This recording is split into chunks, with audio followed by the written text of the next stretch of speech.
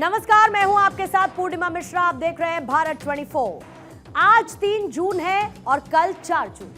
3 और 4 की ये दरमियानी रात उलझन वाली है। इस रात ने नेताओं की नींद उड़ा दी है। इस रात ने आंखों को इंतजार पर रख दिया है। आज की रात बड़ी भारी है। आज की रात धड़कनों पर बड़ी जिम्मेदारी है, क्योंकि कल क्या होगा किसने देखा। जनता अपना फैसला लिख चुकी है। तकदीर बनाने वालों के हाथ में ताकत रहेगी या रेत सी फिसल जाएगी। आज ना पूछो क्या हुआ, इस रात का दर्द ना जाए सहा। राजनीतिपुरम में है रत जगा।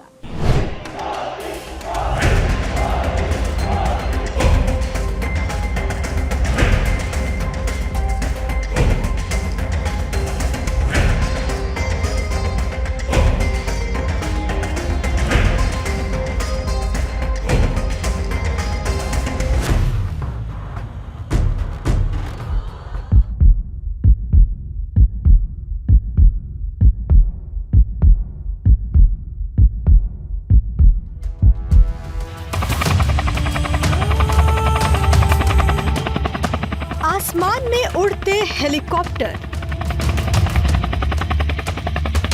जमीन पर उतरते नेताजी और मंच से तकरीरों का सिलसिला।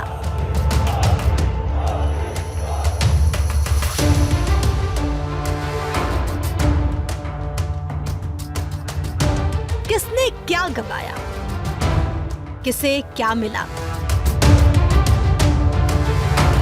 ये सवाल आज की रात खा जाएगा। आज की रात फिर ना आएगी। ये रातें काटे ना काटी जाएगी, क्योंकि इस रात का सवेरा लिखेगा कहीं खुशी कहीं गम।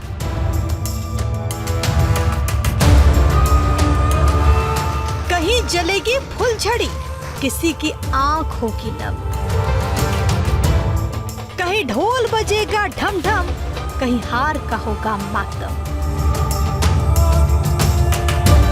16 मार्च 2024 को भारत के चुनाव आयोग ने दुनिया के सबसे बड़े लोकतंत्र के सबसे बड़े महापर्व का ऐलान किया था।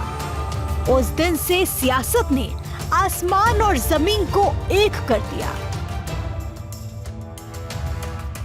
वादों इरादों के दरमियान माइक पर गरजती सियासत ने अपनी अपनी जीत का दावा किया।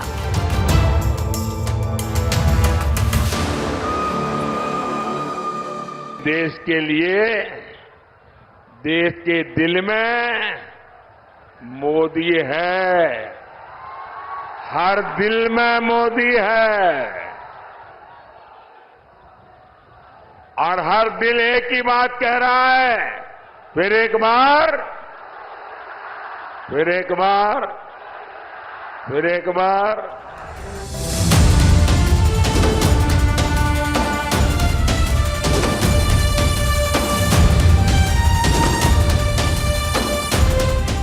सतहत्तर दिन की ताबड़तोड़ मेहनत, 40 डिग्री में बहता पसीना।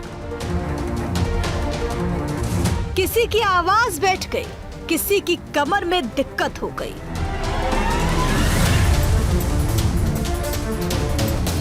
कोई चल नहीं पा रहा था, कोई बोल नहीं पा रहा था।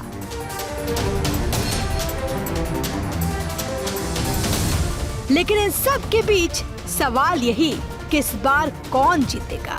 वही सियासी पार्टी ने कहा कि इस बार हम जीतेंगे, इस बार हमारी सरकार बनेगी।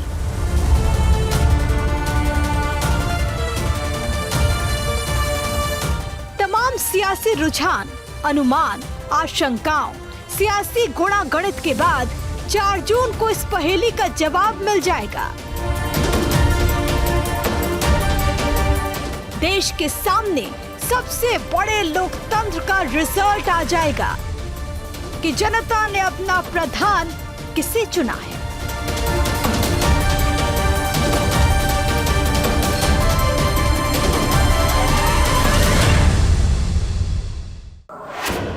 लोकसभा चुनाव 2024 7 चरणों में हुआ, जिसको लेकर करीब 10 लाख मतदान केंद्र बनाए गए। लोकतंत्र के महापर्व में 744 सियासी पार्टियों ने हिस्सा लिया तो 8,300 उम्मीदवारों ने अपनी किस्मत आजमाई, जबकि करीब 96 करोड़ 90 लाख मतदाताओं ने अपने मताधिकार का इस्तेमाल किया। और आपका एक एक वोट इस देश को संसार में तीसरे नंबर का अर्थतंत्र बनाने के लिए जा रहा है। और भाइयों और बहनों, आपका एक एक वोट देश प्रेमी और देश विरोधियों की लड़ाई में देश प्रेमियों के पक्ष में जा रहा है।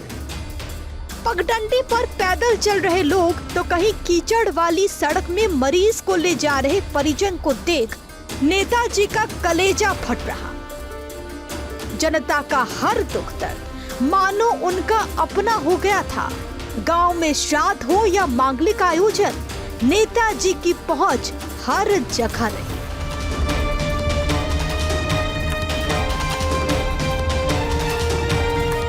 अंतिम संस्कार से लेकर शादी के मंडप पर शिरकत की मानो होड़ लगी रही।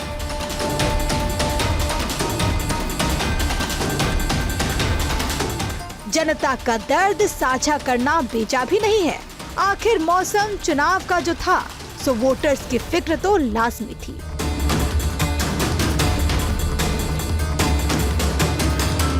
चालीस डिग्री के तापमान में आसमान से जमीन पर उतरकर नेताजी ने ताबड़तोड़ रैलियां की।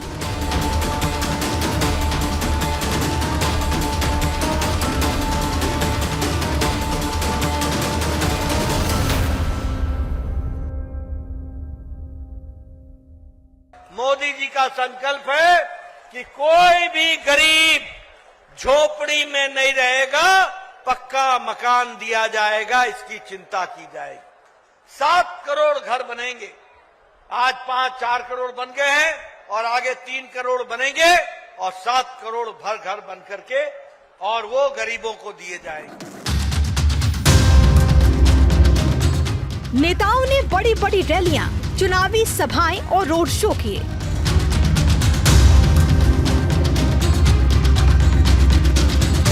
पहले चरण से लेकर 7वें चरण तक नेताओं ने जमकर पसीना बहाया।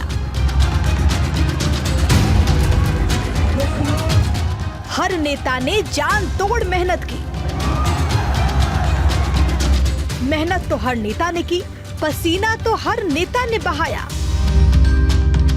लेकिन बात अगर प्रधानमंत्री नरेंद्र मोदी की करे तो मेहनत के मामले में पीएम मोदी ने सबको पीछे छोड़ दिया।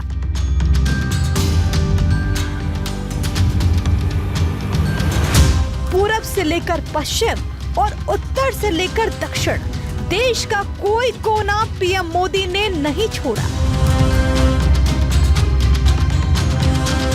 प्रधानमंत्री नरेंद्र मोदी ने 2024 के लोकसभा चुनाव में रिकॉर्ड तोड़ मेहनत की।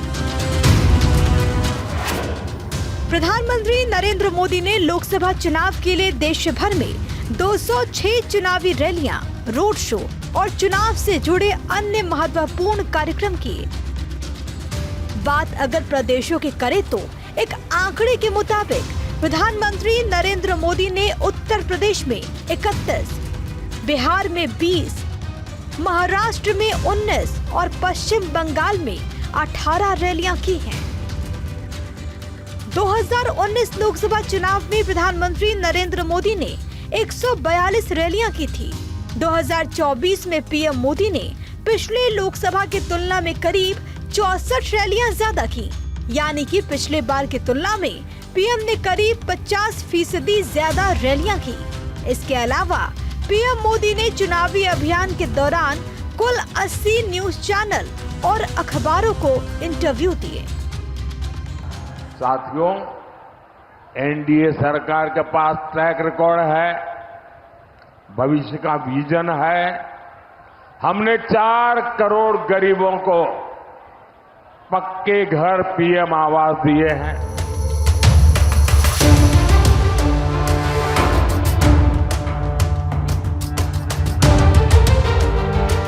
पीएम ने जिन 4 राज्यों में 88 रैलियां की, वहां लोकसभा की कुल 210 सीटें हैं।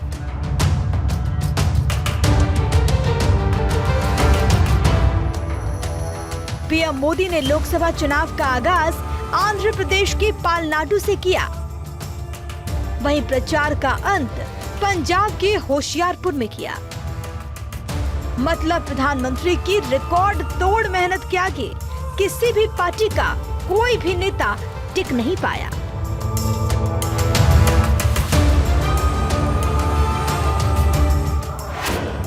तो केंद्रीय गृह मंत्री अमित शाह ने देश भर में करीब 188 रैलियां, रोड शो किए। अमित शाह ने इस दौरान देश के लगभग हर हिस्से की यात्रा की। शाह ने इस दौरान कुल 132 इंटरव्यू दिए। तो वहीं बीजेपी के राष्ट्रीय अध्यक्ष जेपी नड्डा ने 87 रैलियां की।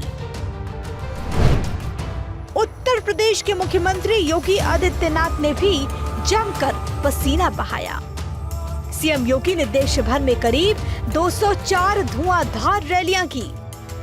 सीएम योगी ने 12 राज्य और 2 केंद्र शासित प्रदेशों में कुल 44 रैली की, जबकि उत्तर प्रदेश में 160 रैलियां की।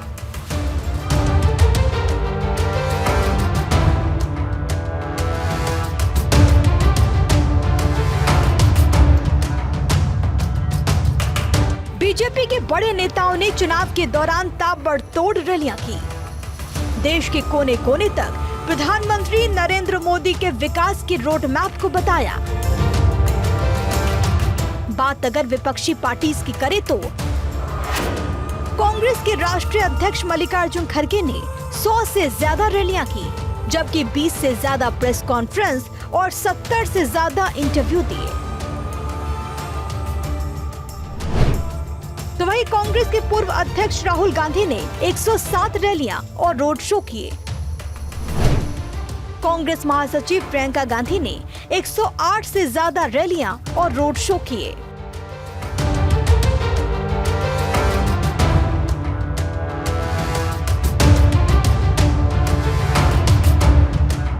उत्तर प्रदेश में अखिलेश यादव और राहुल गांधी ने इंडिया गठबंधन के तहत चुनाव लड़ा। उत्तर प्रदेश में समाजवादी पार्टी के मुखिया अखिलेश यादव ने 69 रैलियां की, जबकि 4 रोड शो किए।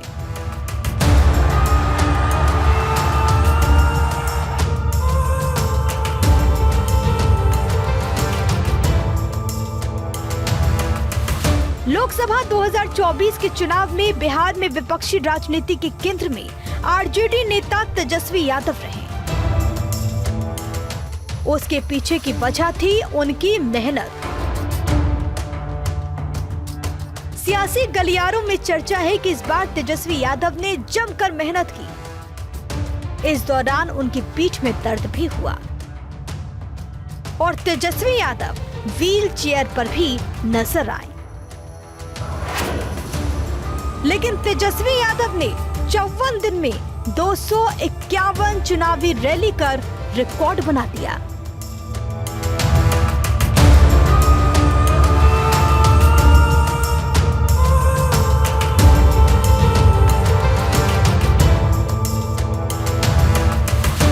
लेकिन पूरे चुनाव अभियान के दौरान सबसे ज्यादा चर्चा में रहा पश्चिम बंगाल।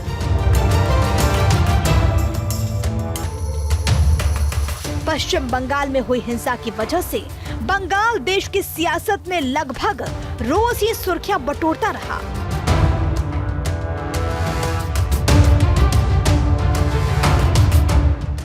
पश्चिम बंगाल में सत्तारूढ़ टीएमसी को बीजेपी से कड़ी चुनौती मिल रही है। लिहाजा मुख्यमंत्री ममता बनर्जी ने भी चुनाव प्रचार में जमकर पसीना बहाया।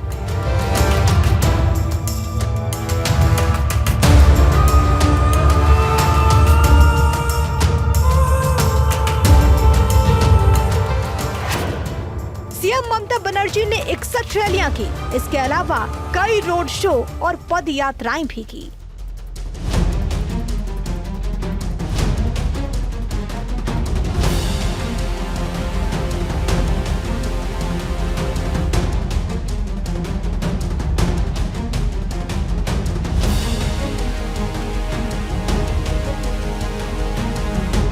भीषण गर्मी में पसीना बहाने और इतनी मेहनत के बाद अब आज की रात नेताओं पर बहुत भारी है। नेताओं के दिल में तूफान उठा है जिसने आंखों की नींद उड़ा दी, सुकून की करवट छीन ली। सब कुछ होते हुए भी नेताओं की जितना आज कोई परेशान नहीं है, क्योंकि ये रात सिर्फ रात नहीं है, ये रात नेताजी के लिए कयामत की रात है।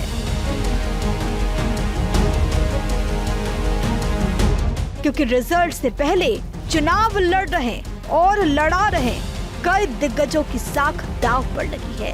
दिल की हर धड़कन की रफ्तार बढ़ी हुई है।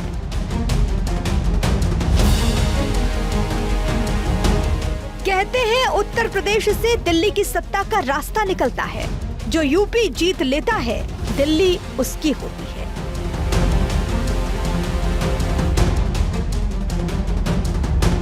दिल्ली की कुर्सी का रास्ता यूपी की 80 सीटों से तय होता है। यही वजह है कि हर पार्टी उत्तर प्रदेश को जीतना चाहती है।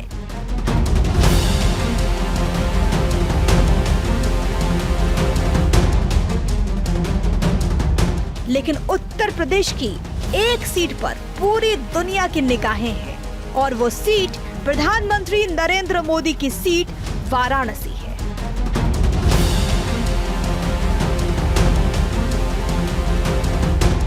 वाराणसी से प्रधानमंत्री तीसरी बार चुनाव लड़ रहे हैं।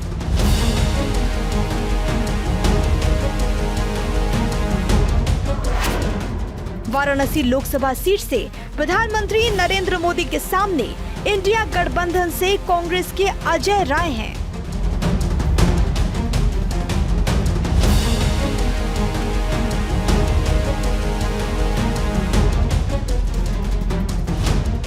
उत्तर प्रदेश में दिग्गजों की साख दांव पर लगी है।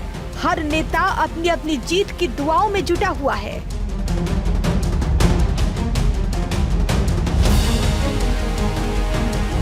कोई मंदिर जा रहा है तो कोई मस्जिद।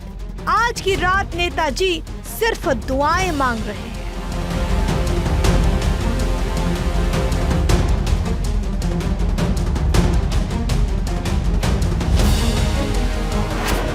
लखनऊ लोकसभा सीट से केंद्रीय रक्षा मंत्री राजनाथ सिंह की साख दांव पर है। उनके सामने इंडिया गठबंधन से समाजवादी पार्टी के रविदास मेहरोत्रा हैं।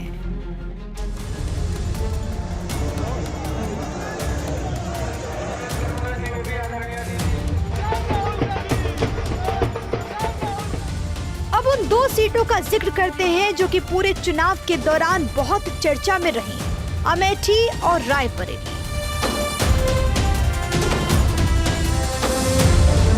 दशकों से गांधी परिवार का गढ़ ये दोनों सीटें मानी जाती रही हैं, लेकिन इस बार अमेठी और रायबरेली को लेकर कांग्रेस में अंतिम वक्त तक मंथन चलता रहा।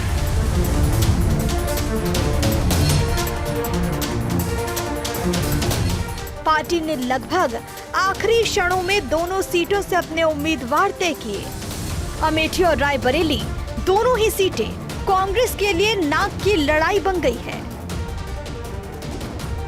दोनों सीटों पर राहुल गांधी की प्रतिष्ठा दांव पर लगी है।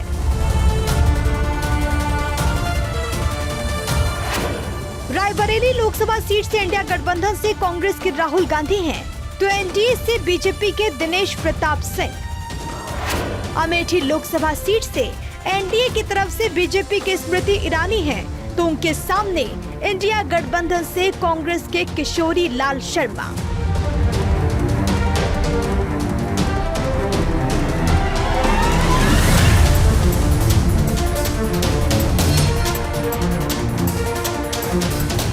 यूपी में पिछले लोकसभा और विधानसभा चुनाव में हार के बाद समाजवादी पार्टी के अध्यक्ष अखिलेश यादव के लिए भी ये चुनाव प्रतिष्ठा का सवाल बन गया।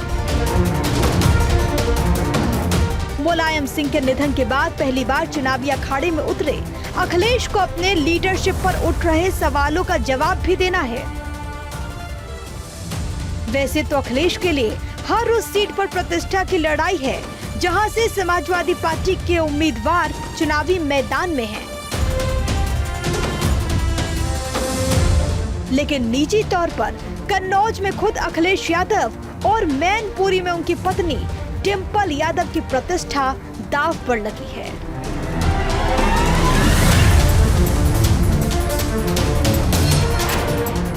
कन्नौज लोकसभा सीट से इंडिया गठबंधन से समाजवादी पार्टी के अखिलेश यादव का मुकाबला एनडीए से बीजेपी के सुब्रत पाठक से है।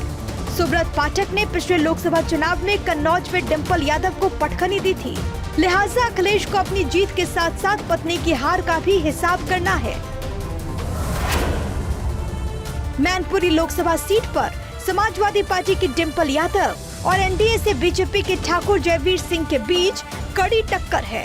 समाजवादी पार्टी का गढ़ माने जाने वाले मैनपुरी में बीजेपी की भी प्रतिष्ठा दांव पर लगी है।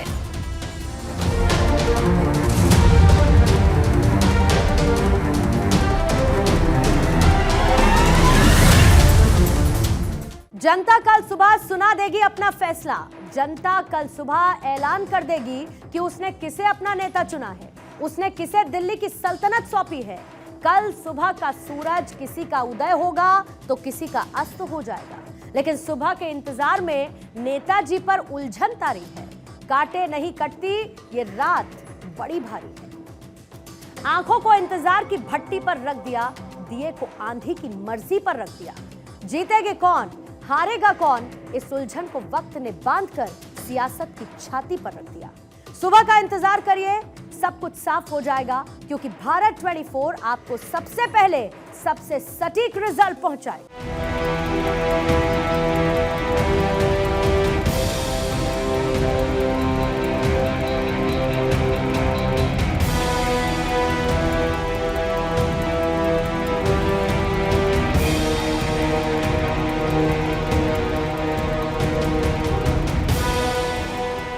उत्तर प्रदेश के बाद देश की निगाहें बिहार पर टिकी हैं, क्योंकि 2019 में एनडीए ने बिहार की 40 सीटों में से 39 सीटों पर जीत हासिल की थी।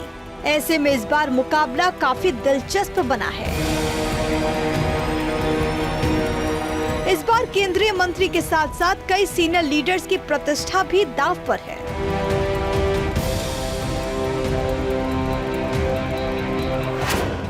बेगूसराय से केंद्रीय मंत्री गिरिराज सिंह की साख दांव पर है। गिरिराज सिंह के सामने सीपीआई के अवधेश कुमार राय हैं। तो पटना साहिब लोकसभा सीट से बीजेपी के रविशंकर प्रसाद की प्रतिष्ठा दांव पर लगी है। उनके सामने इंडिया गठबंधन से कांग्रेस के अंशुल अभिजीत हैं, जो पूर्व लोकसभा अध्यक्ष मीरा कुमार के बेटे हैं।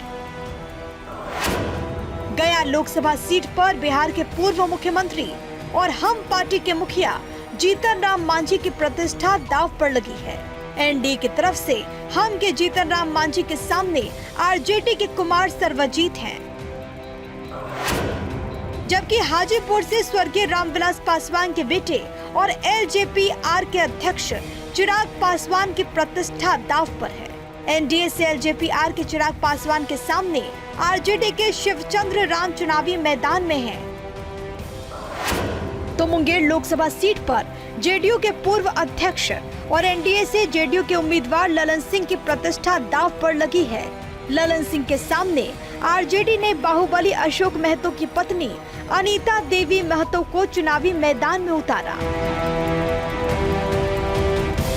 सारे दिन पर ये दिन भारी है, सारी रातों पर ये रात भारी है। रात की धड़कन जब तक जारी रहती है, सोते नहीं है नेताजी, उलझन तारी रहती है।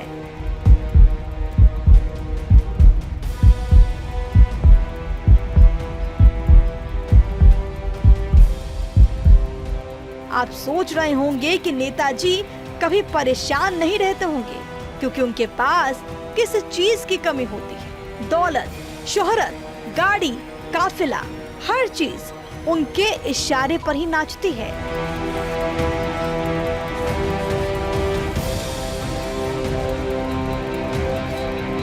लेकिन कहते हैं ना कि कुदरत ने थोड़ी बहुत परेशानी हर शख्स के हिस्से में लिखी है।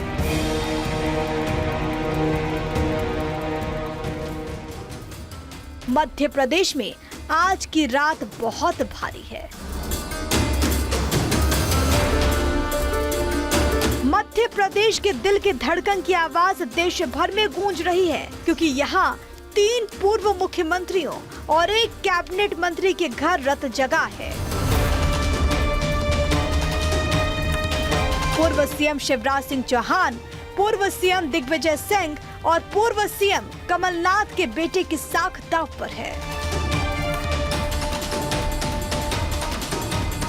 तो कैबिनेट मंत्री ज्योतिरादित्य सिंधिया की भी प्रतिष्ठा दांव पर लगी है। विदिशा लोकसभा सीट से पूर्व सीएम और बीजेपी के उम्मीदवार शिवराज सिंह चौहान के सामने कांग्रेस के प्रताप भानु शर्मा हैं। तो राजगढ़ लोकसभा सीट पर पूर्व सीएम और कांग्रेस उम्मीदवार दिग्विजय सिंह के सामने बीजेपी के रोडमल नागर हैं। गुना लोकसभा सीट से केंद्रीय मंत्री और बीजेपी के उम्मीदवार ज्योतिरादित्य सिंधिया और कांग्रेस के उम्मीदवार राव यादवेंद्र सिंह हैं। छिंदवाड़ा लोकसभा सीट से बीजेपी के विवेक बंटी साहू और पूर्व सीएम कमलनाथ के बेटे कांग्रेस उम्मीदवार नकुल नाथ चुनावी मैदान में हैं। राजस्थान की रीत है कि यहाँ के रेगिस्तान में बादल कुछ देर के लिए आते हैं और बरस कर चले जाते हैं।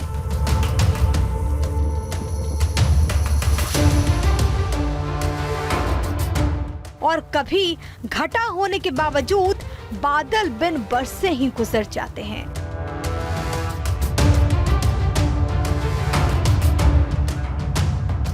राजस्थान में भी सत्ता की बयार ऐसी ही चलती है, लेकिन धीरे धीरे राजनीति बदली और राजस्थान की सियासत में कई तरह के रिवाज भी साथ साथ बदलते चले गए।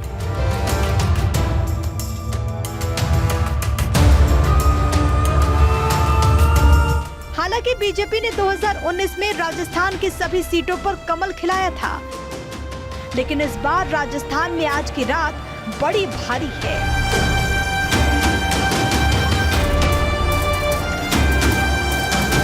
नेताजी में उलझन तारी है, क्योंकि राजस्थान में केंद्रीय मंत्रियों की प्रतिष्ठा दांव पर है।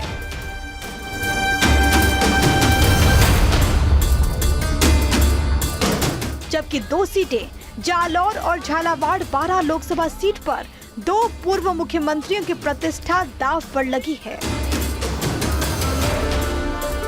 बीकानेर लोकसभा सीट पर केंद्रीय मंत्री और बीजेपी प्रत्याशी अर्जुन मेघवाल और कांग्रेस के गोविंद मेघवाल के बीच मुकाबला है।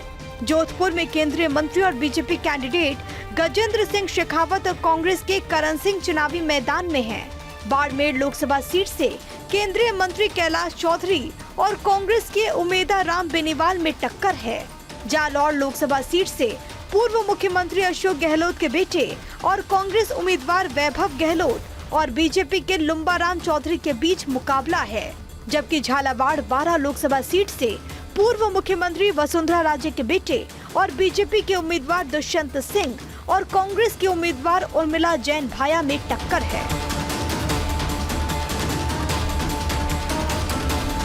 पूरी दुनिया की नजर भारत के महापर्व के अंतिम दिन पर टिकी है, लेकिन देश की सबसे ज्यादा नजर पश्चिम बंगाल पर है।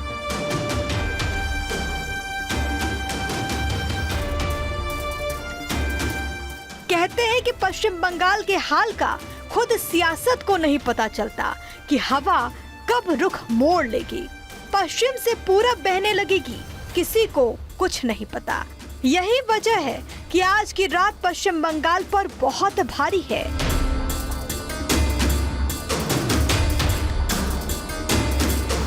क्योंकि यहाँ भी दिग्गजों की साख दांव पर है। खुद पश्चिम बंगाल के मुख्यमंत्री ममता बनर्जी का भतीजा चुनावी मैदान में है।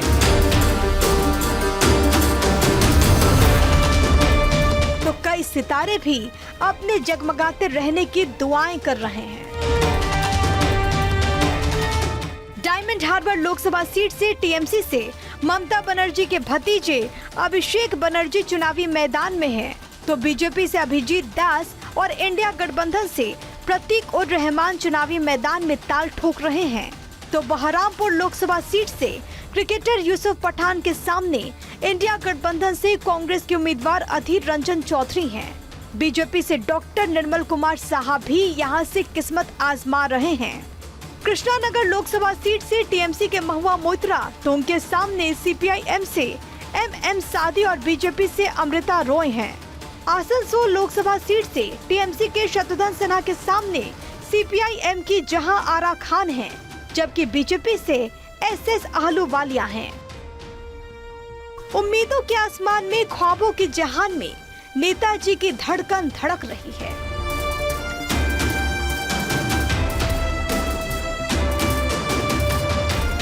जीत हार के दरमियान में, रिजल्ट से पहले जैसे बच्चों का दिल हथेली पर आ जाता है, जैसे बच्चे सारी रात परेशान रहते हैं, जैसे बच्चे बंद कमरे में इधर उधर घूमते रहते हैं, जैसे बच्चे खुद से बातें करते रहते हैं, आज बिल्कुल उसी तरह से नेताजी भी परेशान हैं।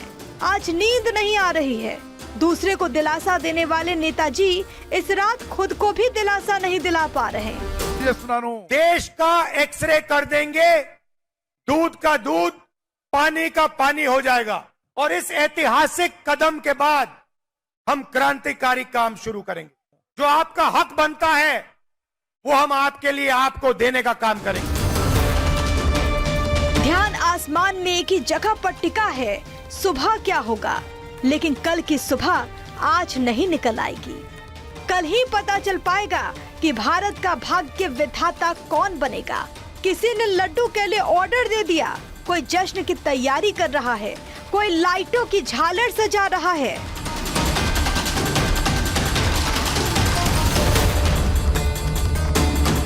मतदान अब खत्म हो चुका है। जनता ने अपना फैसला ईवीएम में बंद कर दिया है, जो कल सुबह ही खुलेगी। कल सुबह नेताओं के भाग्य का फैसला होना है। कल सुबह लिखी जाएगी नेताओं की सियासी तकदीर कि जनता ने किसे अपना नेता चुना। लेकिन इस कल के दरमियान में फंसी ये रात कटती नहीं है।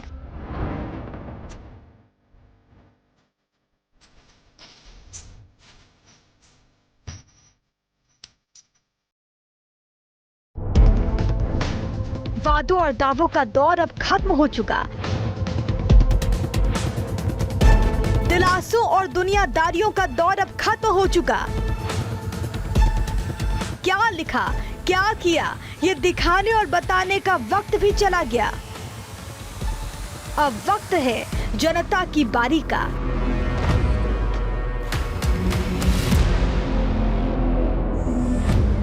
ये लम्हा है बड़ी दुश्वारी का। कहते हैं कल क्या होगा किसने देखा है, लेकिन पर्चे पर लिखकर आए सवालों के जवाब छात्र जानता है।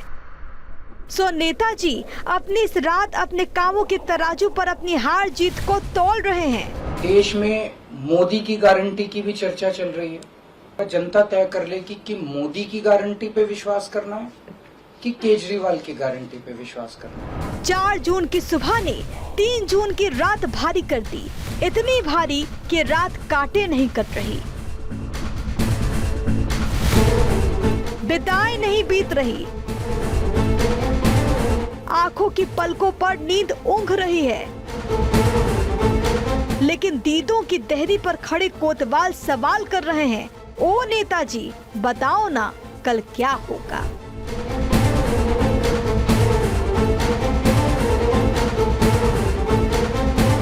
कल से पहले नेताजी मीटिंग कर रहे हैं, सियासी गुणा भाग कर रहे हैं, कोई गणित लगा रहा है, सीटें कम आई तो ये करेंगे, कोई गणित लगा रहा है कि किसे तोड़ना है किसे जोड़ना है, तो कोई सरकार के गुमान में अपने इम्तिहान पर रात को भरोसा दिला रहा होगा। कहीं तैयारियां हो रही है, कोई उदासियां ओढ़े खुद को गुणा भाग से निकाल रहा है। लेकिन ऊहापोह के बीच बीजेपी रिलैक्स नजर आती है। जीत की उम्मीदों से लबरेज दिख रही है। प्रधानमंत्री नरेंद्र मोदी पूरी तरह से रिलैक्स नजर आते हैं। मोदी ने गरीब से गरीब महिलाओं के लिए बैंक खाते खुलवाए और वो भी 1 रुपये के खर्च के बिना, ताकि उन्हें जो भी पैसा मिले वो सुरक्षित रह सके। मोदी ने करोड़ों पीएम आवास, 4 करोड़ से ज्यादा घर बनाए, लेकिन उसकी रजिस्ट्री महिलाओं के नाम पर करवाई ताकि करोड़ों माताएं घर की मालकिन बनी। नतीजे आने के पहले प्रधानमंत्री नरेंद्र मोदी 2 दिन साधना में लीन भी रहे।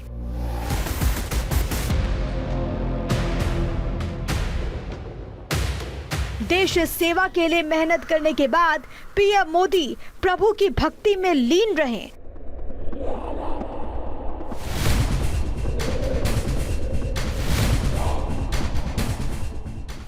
पूरी तरह शाश्वत, पूरी तरह निश्चित जनता के फैसले पर, क्योंकि प्रधानमंत्री ये जानते हैं कि जनता की उम्मीदों पर वो खरे उतरे।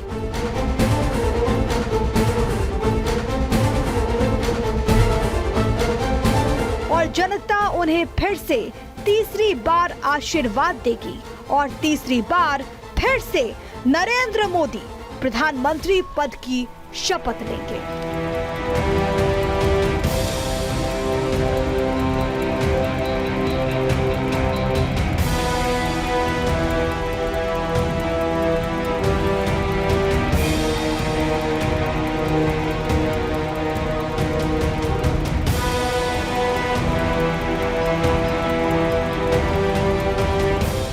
आंखों को इंतजार की भट्टी पर रख दिया, दिए को आंधी की मर्जी पर रख दिया। जीतेगे कौन, हारेगा कौन, इस उलझन को वक्त ने बांधकर सियासत की छाती पर रख दिया। सुबह का इंतजार करिए, सब कुछ साफ हो जाएगा, क्योंकि भारत 24 आपको सबसे पहले सबसे सटीक रिजल्ट पहुंचाएगा।